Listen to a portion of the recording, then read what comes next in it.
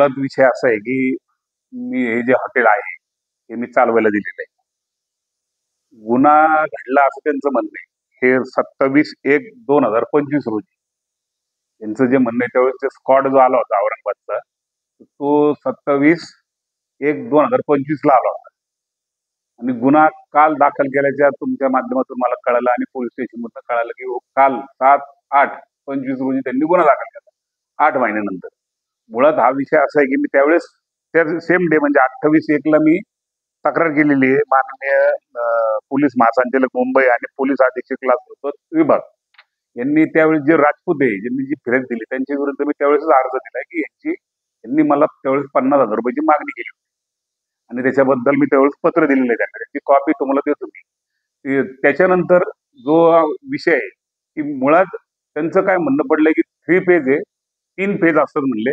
त्या 3 पेज मधले एक पेज तुम्ही स्लो केलंय असं त्यांचं म्हणणं आहे. मला टेक्निकल त्यातलं काहीही कळत नाही आणि असं कुठेही चोरी केलेली नाही आणि पैसे देण्याचं काही कारण नव्हतं म्हणून मी पैसे भरलेले नाही आणि मी कोर्टात गेलेलो त्या संदर्भात, ग्राहक माणसात पण गेलेलो आहे. आणि विषय असा आहे, जर उद्या कोर्टाने निर्णय दिला माझ्या विरोधात तर मी तिथं पैसे भरेन ना. 5,000 रुपये पर मंथ चोरणं इतके वाईट दिवस तरी आलेले नाहीये किंवा 5,000 रुपयाची रोज महिन्याला चोरी करावी एवढे वाईट दिवस माझ्यावर आलेले नाही. हे आमचे सगळ्या संगणमासाठी चाललेला प्रोग्राम सगळ्या नगर शहराला माहिती, नवीन काही त्याच्यामध्ये नाही. माझं म्हणणं हेच आहे की मुळात मी वीज चोरली आणि कोर्टात तो न्यायप्रविष्ट बाब आहे. कोर्ट निर्णय देईल त्यावेळेस जर कोर्ट म्हणलं तुम्ही 70च्या ऐवजी नाही तुम्ही 2 लाख भरा 3 लाख भरा ते कोर्टाच्या आदेशानुसार भरेल. त्यांनी मुळात काही पंचनामा केलेला नाही. मी पत्र दिलंय.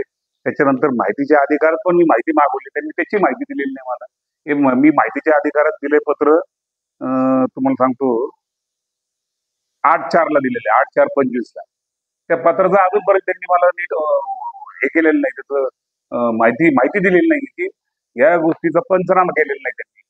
मग का पंचनामा नाही केला? तुम्ही जर गुन्हा दाखल, खरं तर नियम असा आहे की ज्या दिवशी तुमची रेड होईल, तुमचा स्क्वॉड येईल, चोरी पकडल्या जाईल त्यावेळेसच तुम्ही त्याची लाईट कट करणं, गुन्हा दाखल करणं, पैसे वसूल करणं ही प्रोसिजर 1 दिवसाची असते.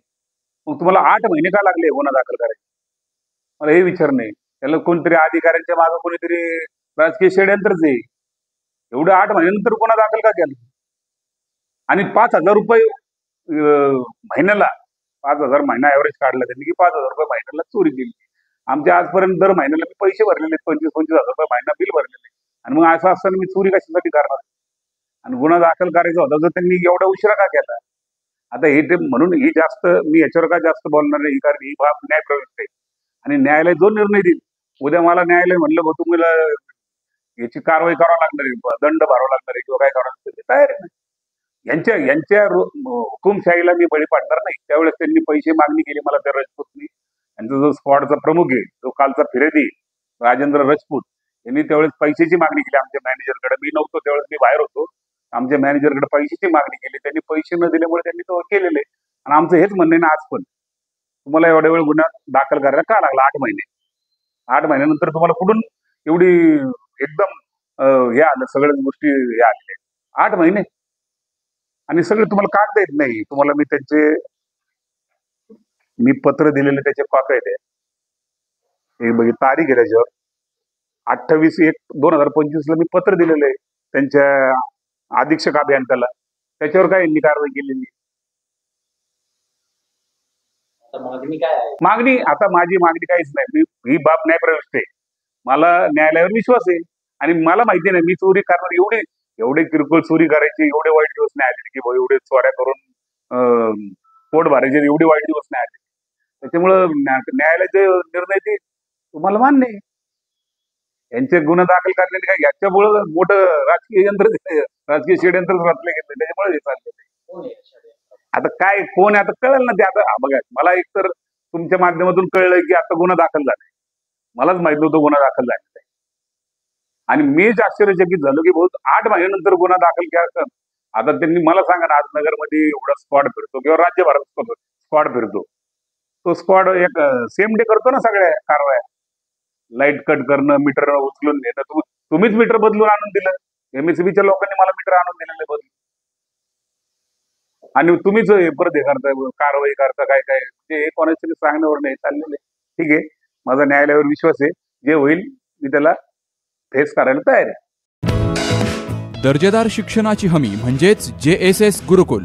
प्ले ग्रुप ते इयत्ता 8वी इंग्रजी माध्यमासाठी प्रवेश प्रक्रिया सुरू. डिजिटल तंत्रज्ञानाद्वारे शिक्षण पद्धती. एका वर्गात फक्त 20 ते 25 विद्यार्थी. गणितामध्ये प्रावीण्यासाठी abacus. Pickup and drop facility. ठिकाण बालाजी कॉलनी, अंबिकानगर, केडगाव, अहमदनगर. संपर्क 0241 241 7007, 9403 98 7007 आणि 9371 38 8007.